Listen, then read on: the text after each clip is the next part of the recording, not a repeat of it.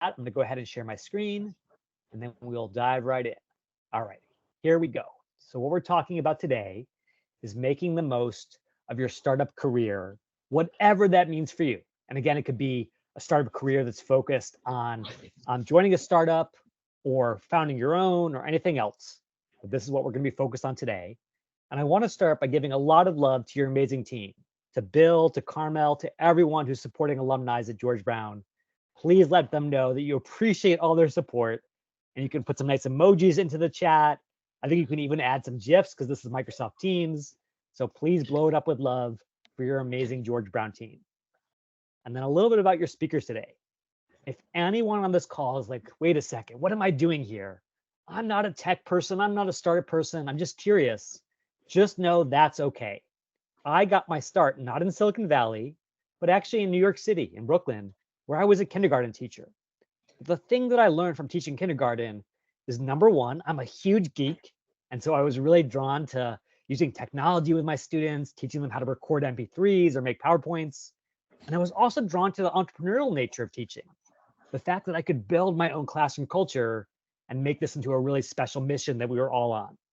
And so as a result, over time, went to grad school, got a chance to work at Google and Apple, all these great places. And in addition, I founded a couple of startups as well. So I know both sides of it, going to work for a startup and then creating a startup of your own. And with that said, I want to start with 3 core principles today to really kick off this session.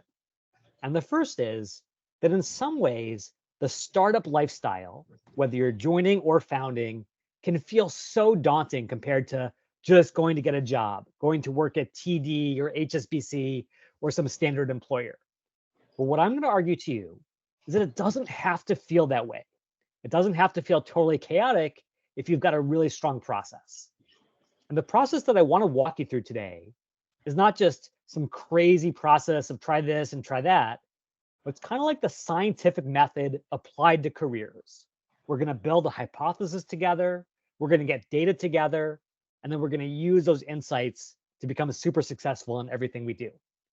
And the final thing is that whether you're looking for a job in a startup or you're ready to start your own startup, you are absolutely in the right place because the same methodology of testing a hypothesis works for careers and for companies. So with that said, all I've got to suggest is that there are 3 things I would love from your side during this session. The first is, please, please, please answer my pop quizzes right in the chat because it'll be a great way to engage. And then number 2, I would especially love for you to volunteer for live role plays because guess what? I'm not giving out my ChatGPT for Careers book anymore, the one that I gave out in my last session. I actually have a brand new book for you, hot off the presses, called Break Into Tech. I will send you a copy of this book to Toronto or Vancouver or wherever you might be right after the session just for volunteering. And then third and finally, no matter if you want to volunteer or not, just take everything that I'm doing on my screen and try it on your screen. That's how you're going to burn these techniques into your muscle memory. That's how they'll always be there for you whenever you need them. So with that said, time for the first pop quiz. So my first pop quiz is as follows. Who do you think is the #1 employer for business students who list startup on their LinkedIn profiles? Do you think it's A, Stealth Startup, B, Techstars, or C, Google? So come to the chat, give me your best guess. A, B, or C, who do you think people are listing on their profiles? So Marinu says A, it's all about stealth startups. Myra says C, Google. Fuad says C, Google. Almost everyone's saying C. And it turns out the answer is actually A. And the reason I want to share this is, again, it feels so scary to go off the beaten path. You know, to say, hey, I'm going to turn my back on these big companies and these big employers. But if you decide to go down that path, you will not be alone. There are so many folks out there who are taking that plunge more today than ever before. So just know that you have good company if you're thinking about going down that road.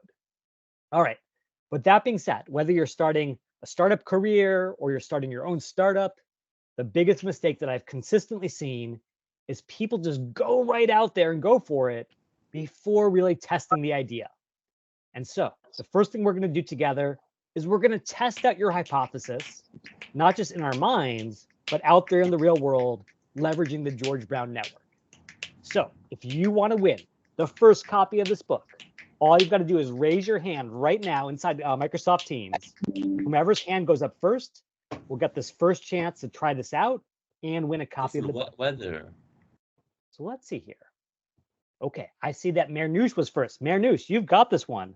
So Marnouche, feel free to go ahead and unmute your line. And everyone, please welcome Marnouche as they join the session. Welcome. Hello, thank you. I'm so happy. Oh, of course, of course. Thank you so much for volunteering. Thank you. Now, Marnouche, tell me this.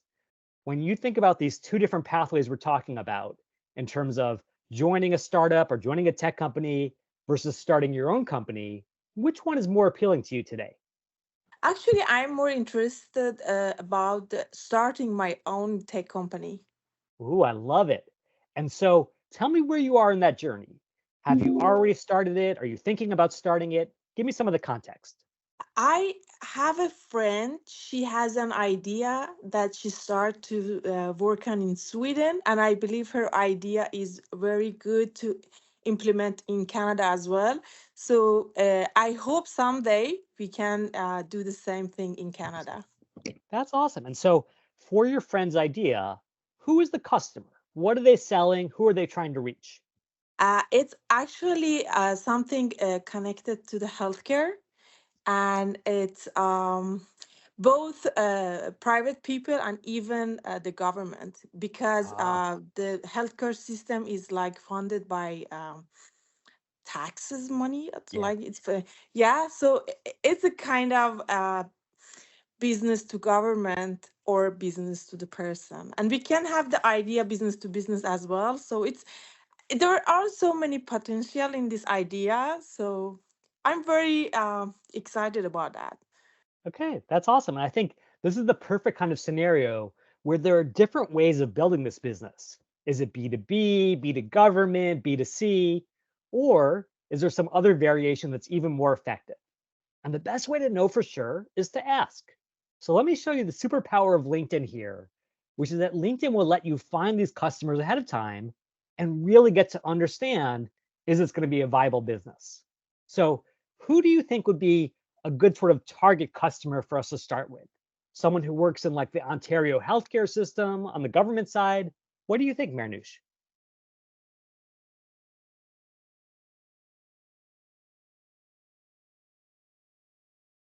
And Marnouche, just checking if you've got, make sure you have your microphone unmuted there. Looks like you do. Marnouche, can you hear me all right? Looks like we might have lost Marnouche. Bill, are you able to hear me real quick?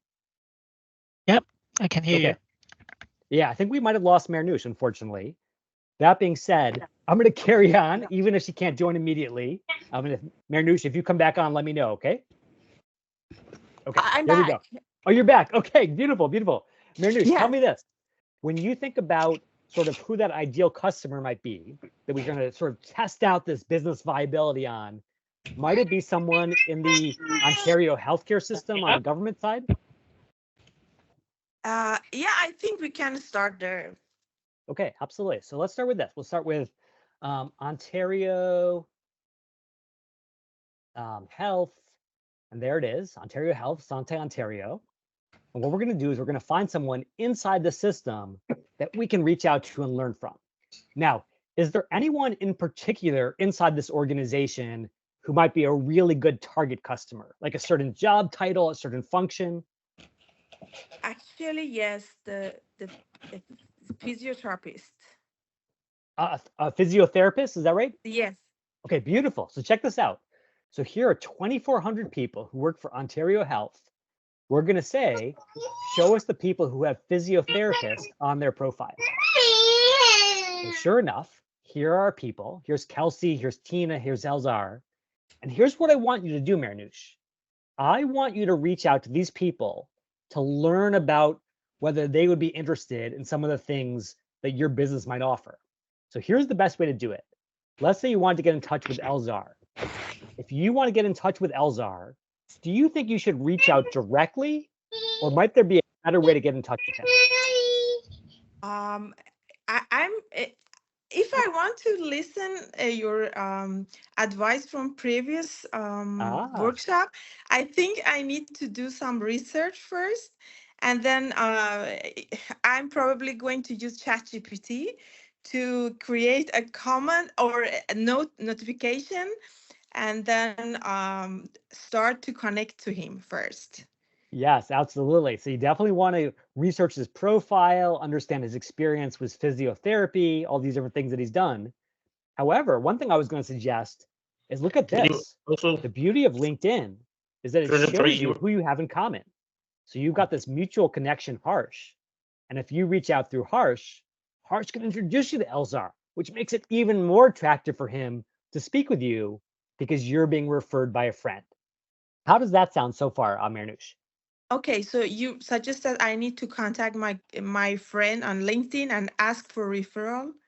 Right, because let's say that you reach out to Elzar directly, right? You say, "Hey, Yeah. Elzar, I've got this great new idea. I want to run it by you." And he says, "Who are you again? How do I know you?" Yeah, exactly. That's it Exactly. makes sense. Yeah, I Right. I understand. But if Harsh introduces you and says, "Hey, you've got to talk to Mirnoosh. She's got a really cool idea. It's worth your time." Now Elzar is a lot more likely to say, "Okay, I'm happy to chat with you." Okay, so now, Mirnoosh, when you have a chance to chat with Elzar, what can you possibly ask him to test out the viability of your business idea? Uh, I I'm curious if the idea give him any value. It solve a problem for him, or Yeah, maybe before I start my presenting my idea. I want to know his challenges in these days, and exactly. then I want to know how digital tools can help him and aid his work. Yeah, so I love that idea. And basically, before you dig into the specific business idea, you want to basically understand what it's like to be Elzar. When you were a physiotherapist, what were your biggest pain points? What drove you crazy?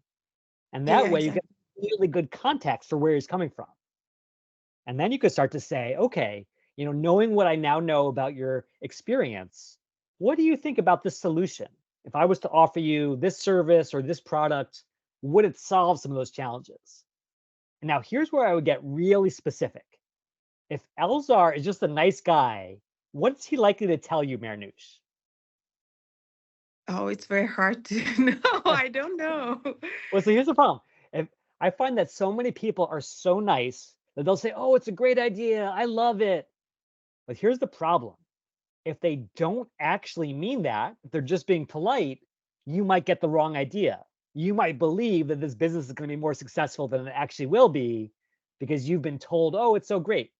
So, what is an important question to ask Marnouche that will help get to the essence of this, whether Elzar really, really wants to invest in this thing? I maybe need to ask him, are you willing to pay for that? Ah, yes, Marnouche. Yes, that is the killer question. So you'd say, um, what are you willing to pay for this?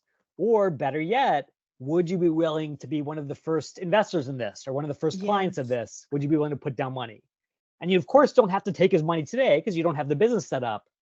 But you want to get as close as possible to that moment of truth, which is there any substance here or is it all just smoke and mirrors? And what I would argue to you, Marnouche, is that if you reach out to 10 people like Elzar and have these really deep, honest conversations, you will already be ahead of 99% of the entrepreneurs out there who never bothered to ask these questions. Does that make sense, Marnouche? Yes, sure. Okay. So bottom line is Thank this. you. For any future entrepreneurs, I love the spirit. I love the aspiration, but don't waste your time or your money until you've done your homework. And this is the best way to do it. And Marnouche, I will happily be sending you a copy of this book to help Oh, you kick thank you off your so entrepreneurial much. career. I'm so happy. Thank you. Oh, of course. Thank you, Marnouche. You were awesome. Everyone, you got to Thank blow you. it up with love for Marnouche. She was fabulous. And then I want you to ask your own questions. So if you're curious about, hey, Jeremy, how would that same technique apply to a job search or career change or whatever you're curious about? Put those questions in the chat, or better yet, raise your hand if you want to ask live. And I'll be looking for questions in both areas, both the chat and by raising your hand. So put in your questions right now. I do want to share one bonus goodie with you. which is that if you are interested specifically in joining a startup, you might say, hey, I've heard of Google, I've heard of Facebook, but who are the next Googles and the next Facebooks? And what I'm really happy to tell you is that Forbes has a really great list of the best startups, and they do it by country. So check this out. Here for 2024 are Canada's best startup employers. And so if you're trying to figure out, hey, how can I get in on the ground floor of the next Google? You want to come over to this link in the chat, and you want to take advantage of this list. And again, you can do the exact same thing that we just talked about, where you say, hey, if I want to work for Move AI over in Montreal, I better talk to some people on the inside. So I come right over here. I come over to a search for Move. And then once I find that company, what I'm going to do is I'm going to dig into their employees, and I'm going to understand if they're a good fit for me. So bottom line, do your homework, test out your hypothesis before you take the plunge. Okay, let me just check real quick. Bill, did you see any hands go up? Maybe Sean had a question. Sean, go for it. Thanks, Jeremy. Quick question. We talked about in the last seminar I attended with you about, using your alumni, or in this case, let's say you don't have a link to startup, or I don't have, like in that case, a shared connection, that you could sort of reach back to like George Brown alumni, for example, that may be with Ontario Health, for example, to start as a starting point and say, hey, as a fellow alumni of George Brown, is that a good suggestion or an option? Or yeah, absolutely. Is there a can you startup? show me how you would sort of go about that in? Yeah, it's exactly what I want to do, because seeing is believing. So, Sean, is there a certain startup that you're curious about? Like I said, I'm sort of wide open right now. I don't know right now. Okay. Yeah, but let's use that example we've already used. Can we take that Ontario Health one step further? Yeah, or let's actually use this Move one, because I actually looked up a slightly different company. So here is Move in Montreal. And so we're going to come to their page. And again, the key technique here is that once you land on the company's page, you want to show the number of employees, which is basically an organizational directory. So now we know everyone who works at Move. Now, to go through all the things we were just talking about, you could absolutely go to all filters. You could come over here to school and say, show me everyone who went from George Brown and now works on the inside. However, as you see, there are no George Brown alumni in particular. Now, this is where a lot of people will give up. They will say, oh, there's no George Brown folks there, therefore I'm out of luck. But that is absolutely not true, because look at this. Another way to do it is to say, show me everyone who is a second degree connection. In other words, a friend of a friend. And if I click show results, I might say, okay, I have no secondary connections. So then I think I'm out of my luck. But watch this. If we come over here to all filters, and this time we say, show me someone who used to work at Deloitte, where I used to work, and I click show results, now I have found a way in, because here are all these people on the inside who share an alma mater with me, not in terms of school, but in terms of company. And so my bottom line recommendation is, if you want to break into any organization in the world, no matter how selective, no matter how small, there's always a way in if you try out those different filters. Filter by school, by second degree, by past employer, whatever you have in common, find a way in. Does that make sense? That is perfect. Yeah, I've got a few different schools. I've got a few different, but yeah, that's not a bad idea as well. The past jobs too would work. It actually worked in the past in the Ontario government, so just not in healthcare. So that's a good second degree, you could say, working in Ontario government sort of thing. Makes sense. That's exactly right. So it's always under all filters is where you would look at top in the corner. Yeah. So basically, whenever you're doing any of these searches, you always want to come to all filters, exactly like you said, and just see what the different options are. Maybe I'm going to filter based on where someone used to work, where they used to go to school, anything that might sort of link me to them. I want to leverage that connective tissue to open that door. Great question. Thank you for asking that one. Thank you so much. Okay, so let me just check real quick. I think we are good on the hands raising. Okay, everyone's looking good there. Awesome. Now I've got another pop quiz for you, so get ready.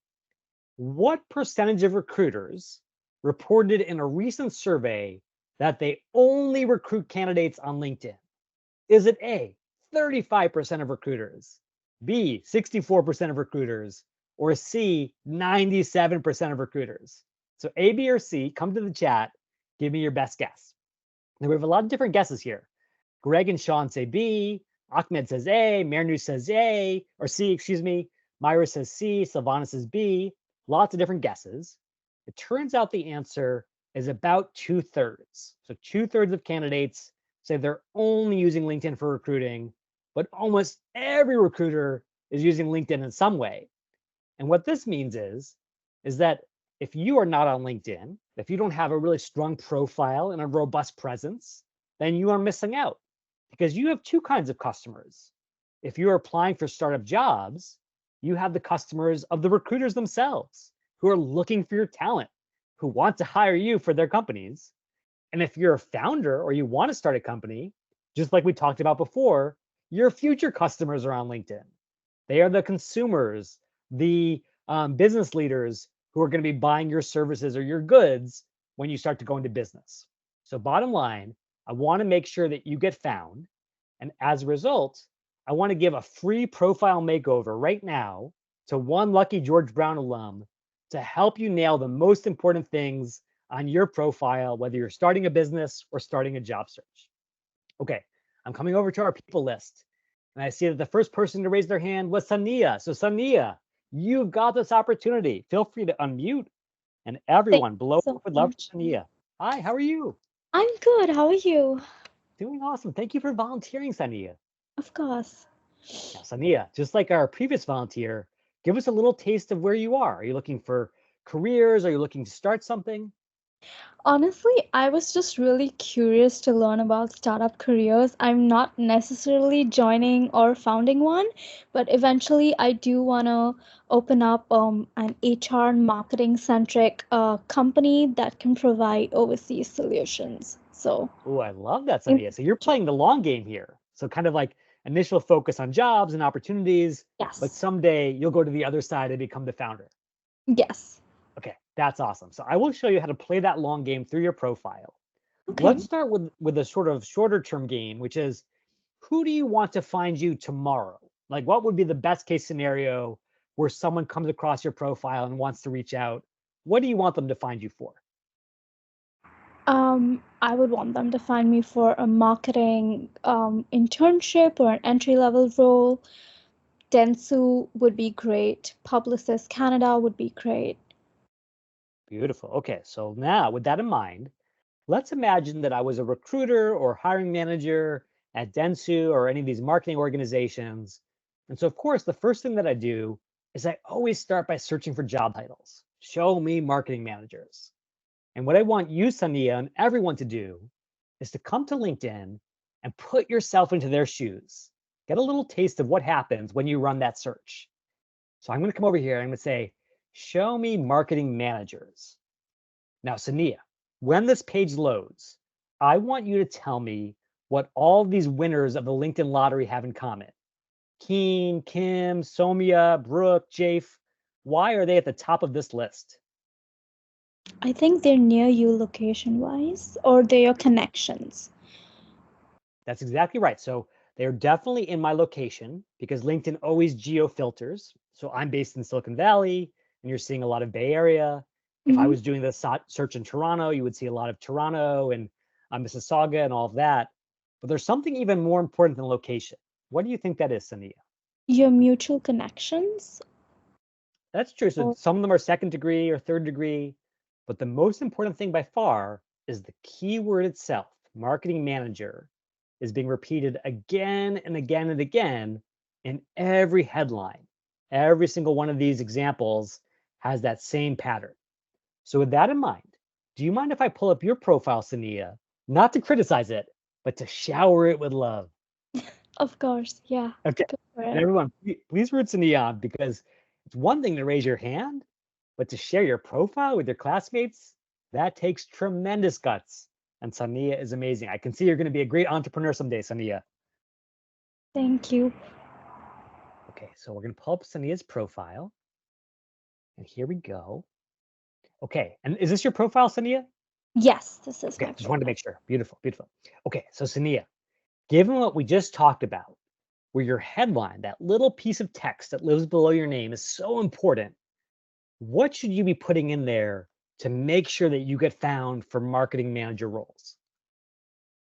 Marketing and media and marketing enthusiast. Absolutely. Now, You could put in marketing enthusiast or marketing media, and all those are good. But again, the critical phrase is marketing manager, because that's what I'm searching for, that level. Now, if I was to list that right here, and have no fear, Sonia, this is not live on LinkedIn, this is just an example, you would probably feel a little uncomfortable, I'm guessing. Is that right, Sonia? If I was going to list it like that? Because that's not my job title yet. Exactly. So now here is the big catch-22 of career change. It's not your job title yet, but you know in your heart that you want it to be your next job title. How can you possibly signal that to recruiters so they know where you're headed? What could you put right here, one single word that would make it absolutely true? Future or aspiring? Yes. Future, aspiring, exploring marketing manager roles, seeking marketing manager opportunities. Any of those variations is totally fair. And one additional thing that I'll point out is if you're currently employed and you say, well, Jeremy, I can't really change my headline, my boss is going to be a little suspicious. The next best thing that you can do is you can come over here and turn on open to work.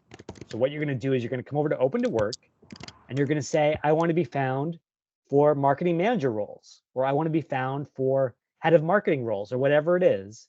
And you can send that signal out in stealth mode where only recruiters see it. And recruiters at your current company don't see that signal because it's being sent incognito. So bottom line, even if you can't change your headline, at the very least, change open to work. Okay, Sania? Got it. I actually have that on. Okay, that's awesome. So you're in great shape. Now, let's go to the next step.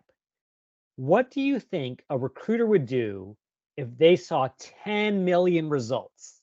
Do you think they would read through all those profiles, Sania? Or would they apply additional filters to find the right person? They'd apply additional filters. Exactly. Recruiters are so busy. You know, they're trying to fill 30 or 40 roles at a time. They want to find just the perfect candidates. So what else would you filter for, Sania? Probably filter for experience, locations, and that's all I can think of right now. Yeah, and so the Holy Trinity is always the top three things on the screen. It's job title, like we just talked about, it's location, like you mentioned, and it's skills, which are basically the universal language of experience. And the reason for that is it's kind of hard to filter for experience because it's so amorphous, but a skill is a binary thing. Either you've listed it or you haven't. So that's what matters. Now, Sania, currently your profile says Toronto, Ontario. Is that where you want to be found for opportunities? Yes, that's where I'm based. So you're golden. However, if you said, Jeremy, I really want to move to Montreal or to Vancouver, what you could do is you could come back to open to work and you could actually insert those locations and say, hey, I want to be found for those places as well. So that just gives you some geographic optionality if you ever decide that you want to move. But now let's go back to the other key filter, which are skills. What do you think, Sania, are the three most important skills that a recruiter is searching for when they want to find a marketing manager?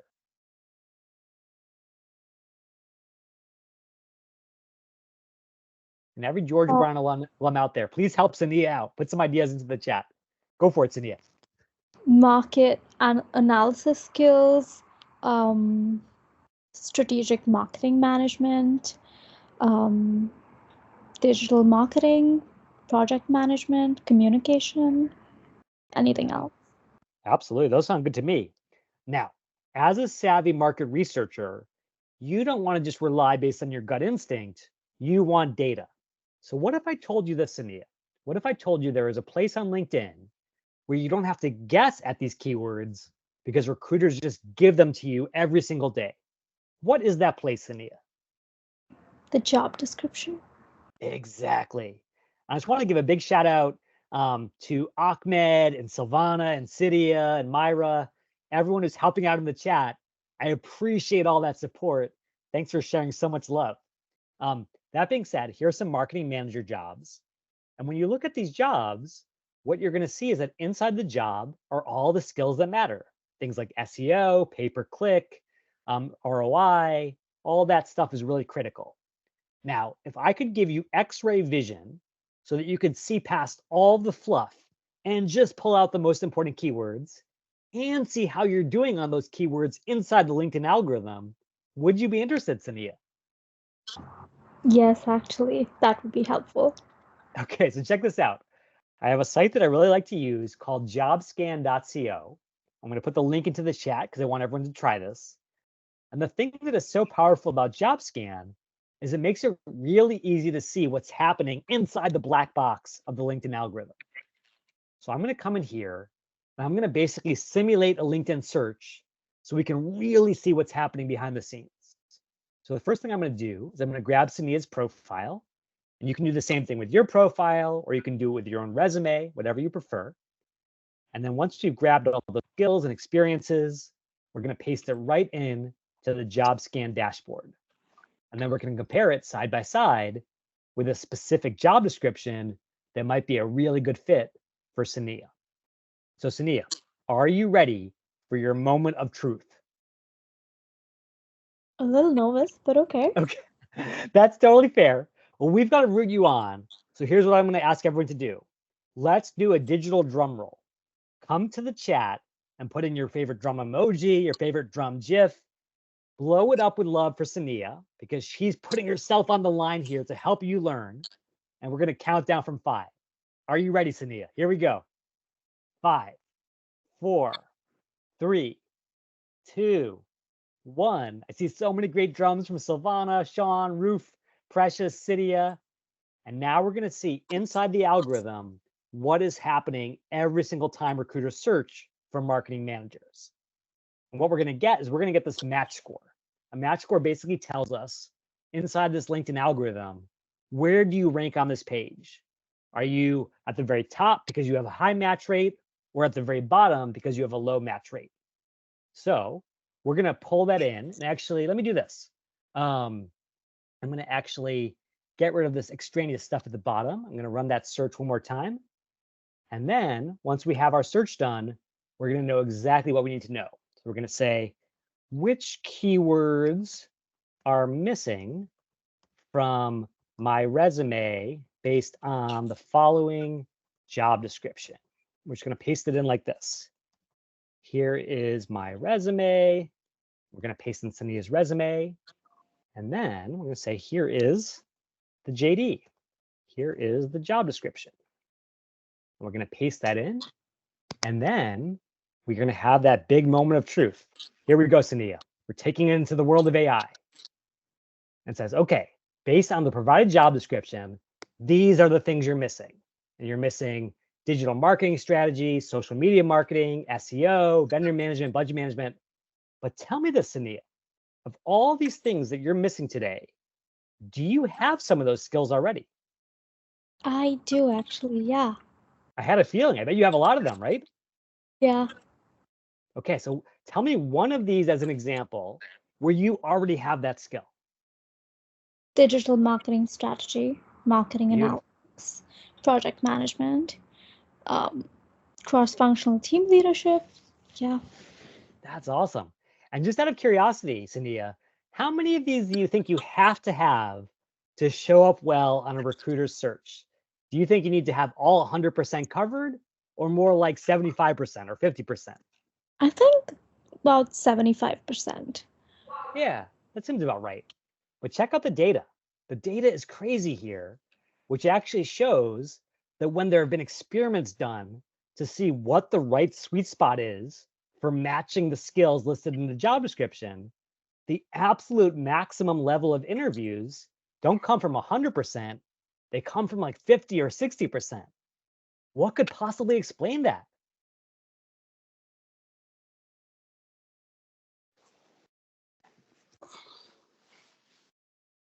It's kind of confusing, right? Right, Sania? I think because if you had every skill in the job description, you're overqualified for the job. So they want room for you to learn, but they won't tell you that. That's exactly right. When we look at job descriptions, so often we think, oh, if I'm not 100% qualified, I'm out of the running. But recruiters are savvy, exactly like Sania said. They know if they bring in someone who's overqualified, even though they might look great, they probably won't accept the role. So it's better to pick someone who's 50 or 60% qualified, who's hungry and driven and actually wants it bad. And so, Sania, here's the great news. You don't have to match every one of these skills, just about half of them. So, Sania, let's start with digital marketing strategy. Where inside your profile could we list that? I could probably list that under courses that I've done in Seneca Polytechnic. Absolutely. So, definitely under your education section. Mhm. And then where else? Because these algorithms are really, really hungry. They don't just want one example of the skill, they want to see multiple examples because that suggests that you really know what you're talking about. Perhaps I Where could else could we list those things? Yeah, have it in my projects that I've done. So those projects could be a portfolio which has those applications and keywords, and I could also have that in my bio, a list of absolutely. So it turns out that you've got so many opportunities here, which is you've got your about section, you have your experience section, you have your education section, you have your skill section. Every one of these could be a home for those things that you're great at. So, Sania, let me get you started. Let me give you a list of those skills so you can work on incorporating them into your profile. How does that sound? That's amazing. Thank you. Okay, so let me give you that. And then all I'm going to ask for you to do is keep me posted. Let me know when you've added those to your profile, and I'm happy to look at it and give you a little review to make sure that it's ready for prime time. Okay, Sania? Absolutely. I'll be reaching Yeah. out again. Fantastic. Sania, I am so impressed by you. I can see you're going to go out there and make George Brown so proud because you're going to go out there and rock the world. And then you're going to start your own marketing company and you're going to hire the next generation of George Brown marketers. So big congrats on you. Hopefully. Thank you so much. This was really helpful. My pleasure. Okay, let's go back to your questions, everyone. Thanks so much for rooting Sania on. I loved all the George Brown love flowing through the chat. If you've got questions about LinkedIn, and it could be LinkedIn for startup careers, LinkedIn for entrepreneurship, and anything to do with the profile, the cover photo, the headshot, the about section, LinkedIn endorsements, it's all fair game. I would love your questions.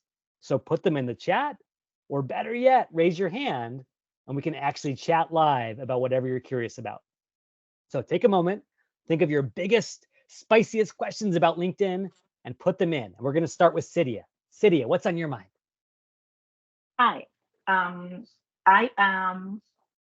I come from a background of project management and customer service, and now I am dabbling my feet into a public healthcare career. And I don't know how to put that on my about section. I've been struggling. I have been using ChatGPT, trying to give some prompts and trying to provide what my background is and all of that. But I have not been able to find 2-3 lines that make me feel very comfortable to tell recruiters, this is my experience and this is where I want to go. Cydia, I'm so glad you asked that question because I think the about section is one of the most confusing sections on the entire site. Just the fact that it's called about, so confusing. About what? But let me give you a huge breakthrough, which is whenever you have questions about how to use a section on LinkedIn, always think about your key audiences. And if you're a job seeker, there are always 2 audiences that matter most. The first audience is the LinkedIn algorithm. If you want to appear high on this list, you need to make sure that you get found for the most relevant keywords. So the first thing you want to do in your about section is you always want to have a specialties section at the bottom that just lists out the most important keywords straight from ChatGPT or straight from JobScan. But then audience number 2 is the human recruiter, because you're going to appear on the screen with all these other candidates and the recruiter has to fall in love with you, to believe in you. And if you want them to do that, you've got to give them 2 things. The first thing is you have to have clear focus. If you can tell them in one sentence, here's who I am, here's what I can do for you, that is exactly what they need. And then they need a reason to believe that you, Cydia, are going to rock their worlds. And by giving a couple examples of what you've done, you can give them that faith that you're going to be amazing in the interview room and in the job. So for anyone who wants to use my format, I'm going to paste it right into the chat. And the nice benefit is that if you paste it into your own LinkedIn about section, you'll get those nice little bullet points to make it easy on the recruiter's eyes. How does that sound, Cydia? That sounds fantastic. That really solves, because I do have the information. I just don't know how to put it in a way where it's relatable and it's actually, attractive to recruiters. So thank you. Of course. Good luck, Cydia. All right, let's go next to Fawad. Fawad, what's on your mind? Yeah, good presentation so far, Jeremy. But my main question was, first of all, regarding LinkedIn. I was kind of having some difficulty changing the under title, regarding where it says about my current position. I'm just wondering if you can shed a bit of light on how to change that. Yeah, absolutely. And so just to be clear, are you talking about this headline right here or about the title that appears here? Yeah, the headline, exactly. Yeah, Okay, yeah. beautiful. So whenever you go to your profile, which is always just the Me tab and then View Profile, you're going to see these little pencil icons. And I know it's totally not obvious because LinkedIn is not that well designed, but if you click the pencil, you can come into this edit section where you can edit, obviously, your name, all that, but also your headline. And because your headline is the #1 most important part of your profile, that's where you really want to focus your efforts and make sure you nail the exact things you're looking for. Okay, Fawad? Got it. Excellent. Thanks. Yeah, that's what I You want. got it. And another thing, Jeremy, I wanted to ask you regarding the chat GPT. I know somebody from my current brokerage was mentioning that to me as well. But do you use it like your thing? You use it for the LinkedIn profile? I mean, what do you exactly put into the chat GPT to make it all the lists come up? If you just can explain that a bit for me. Yeah, sorry about that. So what I was doing before, and I should have explained this a little bit better, my apologies, is normally I'll use Job Scan for this demonstration because it makes it really easy to see how the algorithm is scanning your profile or scanning your resume against the job description to really get a sense of whether you match or not. However, here's a really cool hack. You don't have to pay for Job Scan because ChatGPT can do the same thing for free. So let me give you the exact technique, Fawad. What I want you to do is I want you to come to ChatGPT, and you don't need the paid version. The free version is fine. I want you to put in this exact format. So I'm going to put this into the chat because I want everyone to try this. And basically what you're saying is, I want you, ChatGPT, to act as a resume scanner. And so you're going to scan the resume, you're going to scan the job description, and you're going to compare them side by side to see which keywords are missing. So if you paste in your resume and you paste in the job description, now ChatGPT has the 2 ingredients it needs to run that comparison. And then it gives you that nice list that we were looking at with Sania of all the things you're missing. Oh, Does got it. that make sense, Fawad? Yeah, thanks. Yeah. So the Beautiful. job description and your resume, essentially. Exactly. Those are the 2 key ingredients. Got it. Thanks. Yeah, absolutely. My pleasure. Okay, so now we're going to go to a question from Emily. Emily says, I graduated with a supply chain management and operations advanced diploma from GBC last year. Congratulations, Emily. All employers ask me what I'm interested in, and I can't seem to know what it is to choose from in the field as I don't have a lot of experience yet. Well, I have such a great idea for you, Emily. So first of all, I want to let you know that I feel your pain. When I think back to my start in the world of technology as a former kindergarten teacher, I had no idea how to answer that question. What are you interested in? What do you want to do? I said, I don't know. But here's the best way to find out. What I want you to do, Emily, is I want you to reach out to George Brown alumni who are in that field. And I want you to get inspired by the things that they're excited about. So check this out. I want everyone to come to the George Brown page on LinkedIn. And then when you get here, I want you to come to this tool that my team built at LinkedIn called the Alumni tool. And the reason I'm sending you here is that you have access to over 160,000 alumni that you can sort and filter in any way you're excited about. So for instance, in Emily's case, maybe she says, show me everyone who's in supply chain who's gone to George Brown. And now Emily can start reaching out to people at Scotiabank and Walmart Canada and Canadian Tire and start to learn from these people on the inside what they do in their jobs, what they're excited about. And if you can learn from people like Maria, the next time that you're in a conversation and someone says, hey, What are you pumped up about? What gets you excited about supply chain?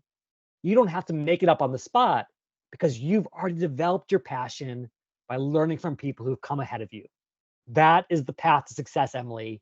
You're not all on your own. You have these amazing alums who want to help you. You just got to make the ask. Great question, Emily. Okay, I think that does it for questions now. Obviously, I'm always looking for new questions if you've got them. Actually, Precious has a question. I'm sorry, Precious. Go for it. Hi, good evening. Thank you for taking my question. Although I joined in late and I did watch when you did the job scanning with the chat GPT to get a result. I've actually tried that process before and I'm always told that you have to have like 75 to 80. So I was surprised when you said it was about 50. Now my challenge is when you see a job offering and you have some of the items that is needed, just not specific to their words, do you necessarily have to tailor it to their words to be able to get that actual job scan? And then I do know that there's some jobs that I see. I know I'm very great at it, but at the end of the day, you don't get either a callback or an option to be selected, even though you know you have the experience. So how do you battle that? Yes, all great questions, Precious. So let me speak to the first one, and then we're going to segue into the second. So in terms of matching the keywords, it is true that LinkedIn and applicant tracking systems, which capture your resume, have a little bit of fuzzy logic baked into them. In other words, if you say project management or project manager, it's going to realize those are pretty much similar things. However, if Okay. there is some really unique language in the job description, I would probably tailor your resume to match that language because you're not sure if that fuzzy logic will see a match or not. And here's the beautiful thing about ChatGPT. 2 years ago, before this AI existed, it was so painful to rewrite your resume for every job and every listing. Now, through the power of ChatGPT, you could say, suggest 5 ways to get credit for number 3 digital marketing strategy. And it will actually come up with all these ways to get you credit for that skill really, really fast. So the beauty of this, Precious, is you can go really personal, really specific, really, really quickly. That's step number 1. Now, Precious, even if you match 100% of the skills, there's no guarantee you're going to get an interview because at the end of the day, job interviews don't always go to the most qualified person, they go to the most connected person. So let's go into the next topic, which is going to speak directly to that. One thing I just want to call out real quick before we go into the next pop quiz, and thank you, Precious. I'll come back to you in 1 sec, is just quick little bonus hack. If you are on the more entrepreneurial side of things, and you were like, Jeremy, I get the profile, it's all great, but I want to make sure that I find clients so I can build my business. Check this out. Inside LinkedIn, you have the ability to come into your profile and turn on another version of LinkedIn, which is not about open to work, but it's actually open to opportunities where you can get services that you're selling. So in this case, I can list that I am offering services in content strategy or digital marketing or email marketing. I can list information about what I've done in this space, where I'm available, my pricing, and I can use this to get customers who are interested in buying my services. So if anyone is thinking about starting a business and you want to start really freelance, really small, this is a perfect way to get started. Okay, that being said, let's answer Precious's question. So of these 3 channels, when it comes to applying for jobs, which one gives you a 10x advantage in terms of getting an interview and getting hired? Is it A, by applying through career sites, B, by applying through job boards, or C, by getting referred? So one last pop quiz, come to the chat and give me an A, a B, or a C. Okay, Wasim says C, Sania says C, Silvana says C, Ahmed says C. I know I may have given this one away a little bit, but you are all absolutely right. It's all about the power of referrals. And to prove it to you, let me show you the data, because the data is mind-blowing. What this data represents is millions of job applications across dozens of industries. And even though the jobs are different and the industries are different, we all basically apply the same way, which is we apply through career sites, we apply through job boards. However, even though it might feel like there's safety in numbers by applying in the same way everyone else is applying, there is a major danger here, which is if you compare the number of people who apply online to the number of people who are hired online, you see there's this massive chasm. That is the online application black hole. On the other hand, if you look at this tiny minority of people who are being referred, they are taking up the vast plurality of the one thing that we all want, which is they're getting hired. So to answer Precious's question, if you want to guarantee the best possible shot of an interview and an offer, don't just apply online, even with a personalized resume. Find someone on the inside to go to bat for you. And so, to make sure that you have everything you need, whether you're looking for a referral for a job or a new contract for the company that you're building, I'm going to show you how to network your way in to any organization in the world. So, if you want to claim the last copy of this book, just raise your hand real fast. And the first person to do that will get the last copy of this book and everything you need for massive success. And we're going to go to Myra. Myra, thank you so much for volunteering. Thank you. Of course. Now tell me this. What are you excited about career-wise? Is it joining a startup, building a startup, or something else? Well, I would actually like to build a startup, but I am at the moment looking for a job. Absolutely. Okay, so we'll focus on the job case, but obviously the same techniques apply regardless. When you think about a job that would make you really happy, is there a certain organization that really sort of strikes your fancy, Myra? Yeah, well, actually, I would like to work for a big company or, yeah, a big Great. company is my dream job. Awesome. Is there any company in particular, and is there any job in particular in that company that would really light you up? Well, I'm actually looking for a job in a company named Fixed Network. Great. And it's quite interesting what they do with all the auto parts and all the stuff. It's a pretty big company, and I'm applying for that job, though. We'll see. Okay, well, let's help you get the best chances of an interview. And here's how we're going to do it. We're going to come over here to LinkedIn, and we're going to search for that company. So Fixed Network. Yeah. And is it one of these organizations, Fixed Network World? Yeah, I think it's the first one. Okay, beautiful. So here it is, based in Quebec. And what Fixed Network has is all these employees who are on LinkedIn who can potentially become referrers for us. So Myra, let's walk through this process together. Yeah. What do you think we should filter for based on what we were talking about earlier? Should we start with George Brown? Should we start with a past company? What might link you to someone on the inside? Well, I think it would be George Brown because my past company wasn't from here. So Okay, sure. So we'll come over here to school. We'll put in George Brown. We'll run our search. And it turns out that there are some George Brown alumni inside the company. yeah. So why don't we go with Kaylee over here, who went to George Brown and now works inside the organization. Now, if we're going to reach out to Kaylee, we've got to send her a really good message. So what could we add here? What could we write in this section that would get Kaylee excited to chat with us? What should we say? Like, hi, Kaylee. I'm an alumni for George Brown College looking for a job in the organization you work in. So I was wondering if you can tell me a little bit about your job or something like that. Yeah. So I'd love to learn about your experience. And then just to make it really easy, we're going to say, any chance you have even 10 minutes for a quick chat next week?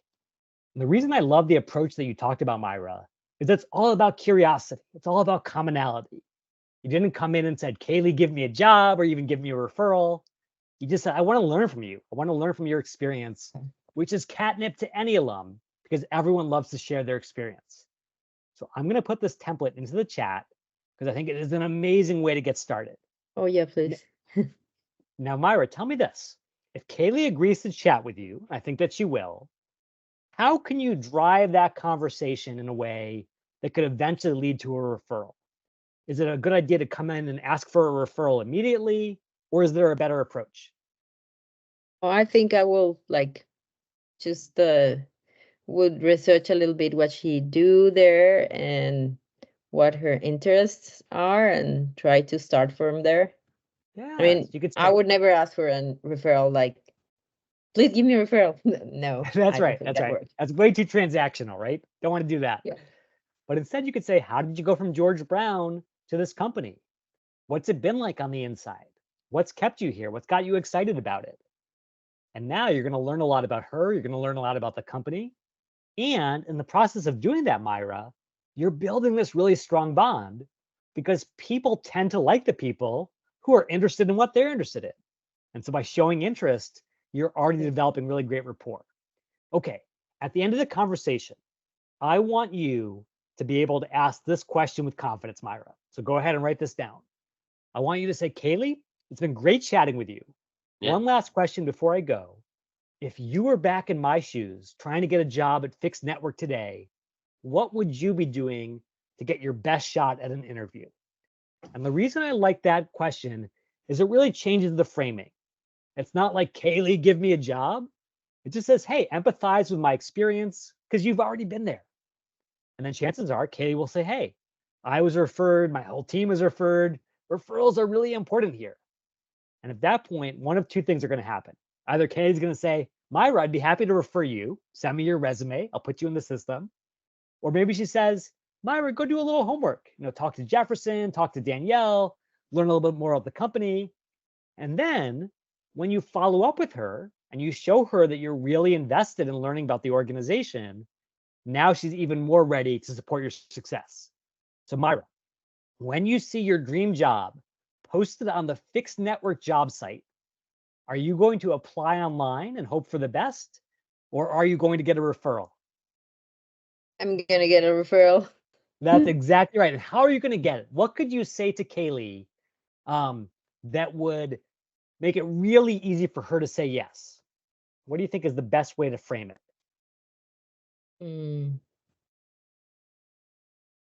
I don't know, just saying that I'm alumni of George Brown College and it's been Right. hard for me. I don't know. Well, I really here's the don't thing. know. At the point that you've built this relationship with her, the point that you've reached out, you had a chat with her, maybe you had a follow-up chat or a follow-up correspondence. Now she wants to help you. So all you've got to do is make the ask. Here's the way you're going to do it, Myra. You're going to say, Kaylee, I just came across my dream job on the Fixed Network website. Would you do the honor of referring me? If so, here's my resume and here's the link to the job. And if not, no worries. It's been great getting to know you regardless. And even though it's a no pressure ask, why do you think Kaylee is almost 100% likely to say yes? What does she get, Myra, if you are hired based on her referral? Well, a friend. You get a 'Cause, friend, which is important. yeah, Yes. What else? What with else? same interests, like And someone playing on her team, Exactly. coming So from where she came. I think someone wants to say it out there, and people are putting it in the ment- chat. It's good karma, but it's also Yeah. good money. It's a referral Yeah, bonus. sure.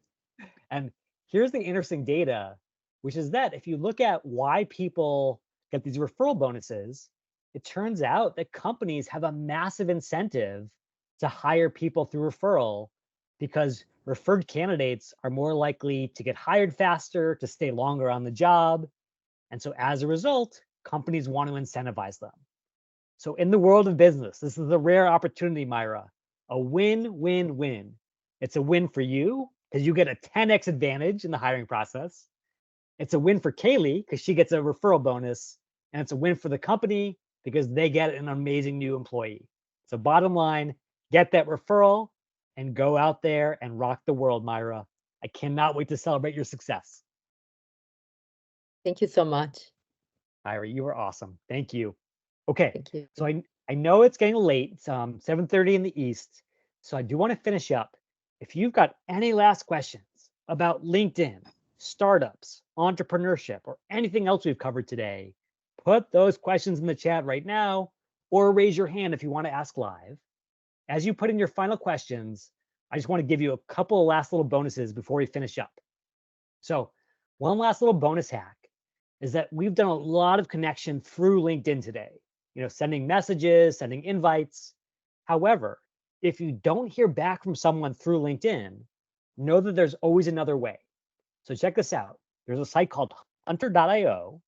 And what you can do here is you can figure out the email format for any company in the world. So let's say you wanted to email someone at Fixed Network. What you do over here is come to fixednetwork.com, and they've already done the heavy lifting for you, Myra. They're going to show you the email pattern at this company is first initial, full last name at fixednetwork.com. And just like that, we can now get in touch with anyone at the company without buying LinkedIn Premium or without worrying that our messages are lost on LinkedIn. And that is all free through the link in the chat. So check out that tool. Okay, with that said, a couple bonus goodies. Number one, if we haven't already connected on LinkedIn, I would love to connect with you. And feel free to send me a personalized message so you'll remind me how we met. By the way, for Myra, for Marnouche, for Sania, please let me know in your message to me that you volunteered today so I can send out this copy for you ASAP. Please mention that. And if you did not win a print copy, you can still get a digital copy. So check this out. You come over to Amazon, you sign up for a free trial of Kindle Unlimited, you download the book, and then you cancel the trial right away. And yet you still keep the book forever, courtesy of me and Jeff Bezos. And then one last thing, which is you have this amazing opportunity, courtesy of your incredible team at George Brown, where they have given you access to everything you need to take advantage of LinkedIn. As a job seeker, as a founder, as an entrepreneur, every last tool, all for free forever through this course that Bill and Carmel have provided. So grab that through the link and you'll be set for life. Okay, let me just pause real quick to see if there are any final questions. Okay, Sania, I see your hand up. Sania, what's on your mind? Oh, you just answered about connecting on LinkedIn, but your advice has been so great. I was wondering if you would be willing to do personal one-on-one meetings or chats to help improve us or direct me in the marketing space. Yeah, great question, Sania. So unfortunately, I don't have time for really in-depth chats. However, I always love to go back and forth on LinkedIn. So if you send me a message on LinkedIn and say, hey, Jeremy, how can I do this on my profile? Or how can I make sure that I'm sending the right message to recruiters? I'm always happy to help forever, whenever you need it. Okay, Sania? Thank you so much. That was really helpful. Thank you. Pleasure. Okay, and then one big favor for me is if you guys could fill out the evaluation form in SurveyMonkey that Bill just posted. I'm always trying to learn how to make these sessions better and better, especially as a former teacher. This is my craft. This is my passion. So I would love to learn from you. Okay, I think that does it for questions. So I do want to finish up with one last goodie for everyone who's still on the line, which is that when I was first starting out in Silicon Valley, making the jump from an educator to a tech professional, I had this chance to intern at Apple in the summer of 2011. And during that internship, I sat in the Apple Developer Conference in San Francisco during what turned out to be Steve Jobs' final keynote. And even though he was already very sick at that time, he still pulled out all the stops, including this one last slide that will always stick with me, one more thing. And on that morning in July of 2011, Steve introduced the world to Siri for the very first time. Now, I know that Siri is not looking too hot by comparison with ChatGPT these days, but I still believe there's this direct line between the world that Steve ushered in that morning and the world we live in right now. So in honor of Steve, in honor of Siri, I've got one more thing for you, and I call it CareerBot 3000. My fundamental belief is that if you want to build a great career, it doesn't have to be an entrepreneurial career or a startup career, but it has to be a career that's right for you. And that starts with priorities. So you might say, I want a job that gives me a chance to be creative, but I also want a job that allows me to use these analytical skills that I've just built at George Brown. And I want a chance to move to Vancouver because maybe that's where my family is. And so those are the ingredients of a great career, great life. Here's your existing resume. And now what this tool will do is it'll start to fill in the blanks and say, okay, based on what we now know about you in terms of your background and your priorities, here are some roles that might make sense. And if you want to go out there and win those roles, here are the keys to the kingdom. The most important keywords for your profile and your resume, a taste of the job to see if it's right for you, even advice all the way from your resume to your cover letter, even into the interview room. And the reason I'm giving you this tool absolutely for free forever through the link in the chat is that I want every single George Brown alum to live out a really powerful career and a really amazing life. Because in the words of Steve, we've got so much opportunity, we've got so much momentum heading into this crazy future that we're all living in. Why not go out there and make a big honking dent in the universe? So I can't wait to see you leave your mark on the world, and I can't wait to celebrate your success wherever that may lead you. Thank you all so much. Thank you to Bill for hosting tonight, and to all of our volunteers and participants for absolutely bringing it. I can't wait to see you on LinkedIn and keep the conversation going. Thank you all. Thank you, Jeremy. Thank you, everyone, for joining. So great if you could spend a minute to fill in the evaluation form, and it will help out a lot when we are planning future initiatives. Cheers, everyone. Thank you, Bill. Thank you, Jeremy.